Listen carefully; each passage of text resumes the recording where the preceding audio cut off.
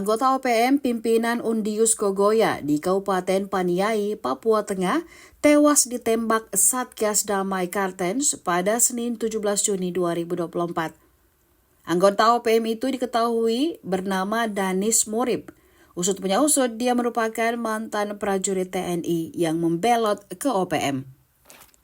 Komandan Satgas Media Korps Habema, Letkol Yogi Nugroho mengungkapkan sosok Danis Murib. Danis merupakan anggota berpangkat Prada dari Kodam 5 Brawijaya. Danis sempat ditugaskan operasi militer di Papua, hanya saja dia membelot ke OPM.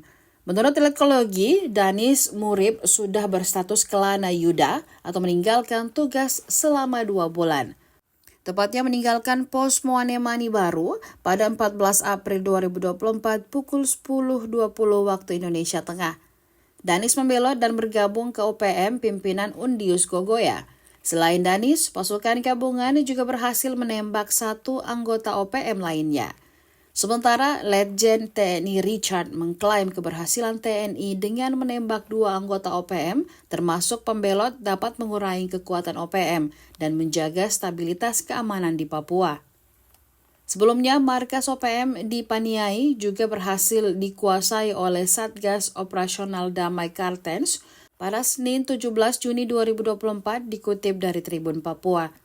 Dalam penggerebekan tersebut, tim gabungan tersebut juga berhasil menyita sejumlah barang bukti. Download Tribun X sekarang, menghadirkan lokal menjadi Indonesia.